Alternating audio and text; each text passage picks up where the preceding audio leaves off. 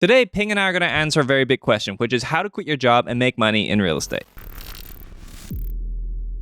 All right, Ping, let's break this down a little bit. So we're going to be talking about how to quit your job because a lot of people who want to get into real estate, they look at real estate investing and they think, this looks like a great thing to get into. And everybody's talking about how it offers financial freedom. But people are looking at the challenge, which is how do they quit their day job? One of the fastest ways to bridge from work to real estate investing is actually by working in real estate. And that's why so many people who are working in real estate are investing in real estate because it is very synergistic. The very first thing I want to point out is that running a real estate business is completely different from being a full-time real estate investor. When people are trying to switch from 9-to-5 job into real estate, they think of them as a real estate investor, that there's no work involved. There's a passive income coming in, covering your all the spending bills. It doesn't work that way. It's usually them switching into the real estate business. It could be flipping properties. It could be wholesaling, being a real estate agent, mortgage broker. It could be a contractor. It's a job itself, and that allows them to invest into real estate. It's a job, but it's more like a job that can be your own business too. That's correct. Yeah. And so with that distinction, then there are certain professions that synergize really well. Let's talk about a little bit about some of the professions that synergize well with this. Real estate agent, real estate broker, mortgage broker, I think is very good. Appraiser, contractors, property project manager. I also know some landscaping company owners who own some pretty decent sized buildings. And it's amazing when you look at this because, some of these people that we've met, you look at them and it's just like, okay, so what do you do for a living? Oh, I'm a landscaper, right? And then you find they have a real estate empire behind them. If you picture what a real estate investing company or an empire would look like, each one of these professions would almost be like a department of that real estate company. So it's kind of like if you have that kind of a business, you can start there. So how does somebody entertain the idea of getting into one of these real estate-based professions? Well, it really depends on what your skill sets are, right? And what your interests are too. One of the things that I find all those professions have in common is that they can all potentially start as a side hustle. I want us to talk a little bit about each of those professions just so people can understand why they might want to get into any one of them and maybe what advantage they have. Contractors, it's kind of like an easy understanding as to why they may be able to get into real estate, the advantages and the disadvantages that some of them may have. The advantage is that somebody who has a contracting business and has the infrastructure for it can go straight into house flipping. They have the infrastructure, they have the know-how, they have the employees, they have the cost down on all the supplies. It seems like very easy for them to go and flip houses. How is somebody like you or me going to compete with somebody else who's working for themselves, doing the work, swinging the hammer themselves? They can quit their job because now they bought a house, they've given themselves a construction job. They don't have to work for somebody else. For sure. The truth is that we're being outbid by a lot of contractors Exactly. lately. Residential house flipping is actually a contractor's game. It's very hard. However, one of the disadvantages I found, especially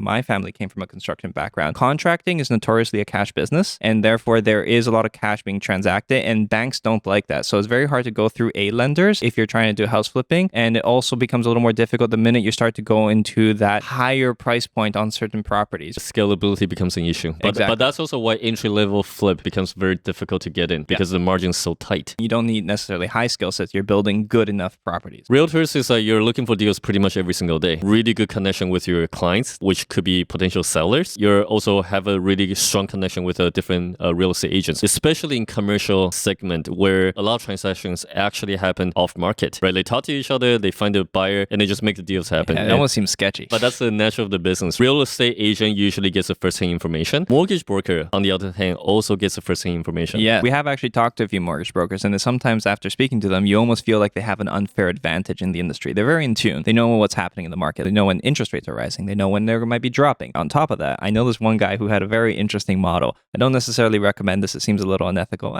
questionable. He would post these ads for being able to guarantee give anybody a second or third mortgage, right? And therefore, you're going to find people who may be in a little bit of a pinch, right? Maybe they ran out of money on the renovations. Maybe they have a tenant problem, and now they just need some money. So when you go and apply, this mortgage broker is going to look at your property and say, oh yeah, you can do this. We can give you this money, and it's going to cost you this much. And when it seems like it's a little bit out of their capacity to afford, he now says, well, maybe instead I do have a connection. They might be able to buy the property off you quick. Now they got an off-market deal, right? Such a great move. Yeah, people have interesting plays when it comes to breaking into the real estate market. And the thing is that when you're small, you can actually use your advantage that you have a little more flexibility in your options. You're not bound by a big corporation. Every decision takes a little while. When you're small, you can be nimble and versatile, and you can do creative little things. And while we're on that point, I do want to quickly mention that if anyone is interested interested in listening to some interviews that we've done with other real estate professionals, realtors, mortgage brokers, people who work in banking industry, we have our podcast on Google, Apple, and Spotify, so make sure to check it out. What other professions do you have in mind that might be a good bridge into? Something also that's a little bit more side hustle, pretty simple. Property manager. Anybody can be a property manager and can help other people manage the rental properties. And that is actually, in my opinion, that is a service that you can provide to a lot of different real estate investors and build a connection very quickly. And a lot of people actually say that it is a difficult profession to have, but I know tons of people who offer property management as a side service or as a side job in general, and they seem to be having a very easy time. $200 a property for management, $150, whatever it is. But if you manage 20 properties and you're making that kind of good side money, it's very valuable. But not just that, you're also now connected with other real estate investors that you're going to be talking with. It's not a big deal to ask them questions that you need answered. Some people might be looking at the property management fee and thinking that it's only 8 to 10% of the rental amount. The value in doing a property management work is that it gets you connected to all the other services, such as leasing, such as maintenance, even project management. We always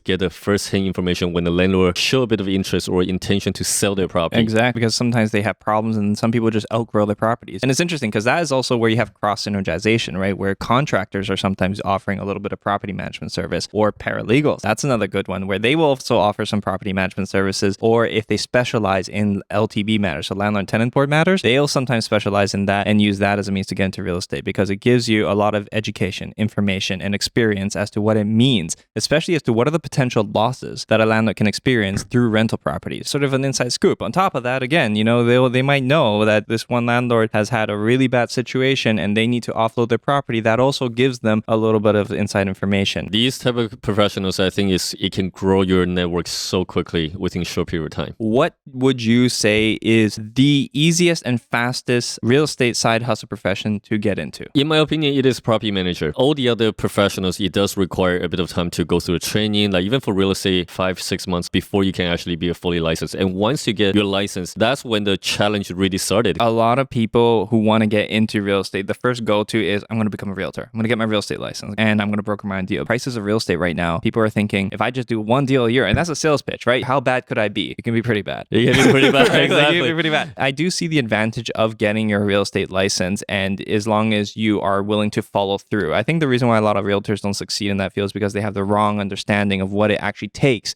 to get clients. I do firmly believe that you need to have a clients first before you have a license. If you don't have your network and you're trying to build your network after getting the license and after you quit your job, it can get very, very stressful. Yeah, true. Actually, you know what? That reminds me. There was a contractor that I know. He was working with a few house flipper investors, and then he at some point told them, listen, if you want to continue doing the work with me, my wife is getting her realtor's license. If you want to do this with me, you have to sell properties with me or cut me into that part of the deal. The investor was a little hesitant because he's just like, my realtor is finding me these good deals. He's just like, yes, I understand. However, if you don't cut us in, you're losing me and I'm the pivotal part to your real estate investing business. Yeah. So he actually forced it, right? And he did get into it somehow. They worked something out. He had the clients first, right? And then he got his realtor's license, Such a competitive market. There are actually 5 different stages of emotions. The very first thing is that you're going to get super excited. Yeah, everyone's posting on Instagram, check out my realtor license, which is smart. And you're getting a lot of congratulations. But the next thing you know is completely different from what I'm thinking. How do I get clients? How do I do my lead generation? Do I need to build a landing page? It becomes very overwhelming. People will spend all the money before they even have their first sale. After that stage, that's when they feel like, okay, now I have a proper expectation of what being a realtor means. Then if they can finally start picking up some momentum, okay, now they're going to feel a little bit more accomplished, and then they can start being a little creative. But you gotta go through the 5 stages of emotions before you can actually achieve that level. Because we talk to a lot of realtors, they're asking the same question, like, how do I go through this? We have a lot of experience dealing with them, so we can actually stay talking about it for a very long time. So if you want to know more about those challenges as a realtor, do reach out to us. We're going to leave some contact information about us. There's tons of things that people can start to bridge into as side hustles. You don't necessarily have to do them full time. Just to recap some of these, we talked about realtor is pretty easy to get. Paralegal is something that you need a 2-year license to get into. Property manager, there's no barrier of entry. You can also do leasing agent. If you only exclusively want to do leasing, you can offer services for landlords where you rent out properties, finding tenants and then showing them the property and renting it out to them, and you can make some good money off of that. There are so many different options. One of the examples that we can put it here, this is the advice that we're providing to one of our students to actually help him get out of his full-time job. It's 15 clients that he actually needs to get as a property manager. The leasing fee that he can actually charge from all of his properties, let's just make a number of 1,500 times 15. That will essentially give you 22,500. And then property management fee, if we just use a flat fee 200 times 1,500 times 12 months, that's going to give you 36,000. And on top of that, he's also a licensed realtor, which he can convert the 15 clients into maybe roughly 4 deals a year. And that'll offer him roughly 48,000. It's already over 100,000, which can totally replace his full-time job. A lot of the times when people are bridging in, what we want to be able to show you is you can turn these side hustles to be a strong enough line of work that it replaces your daytime job. And then that also essentially allows you to start getting into real estate investing. So I think we have to wrap it up here because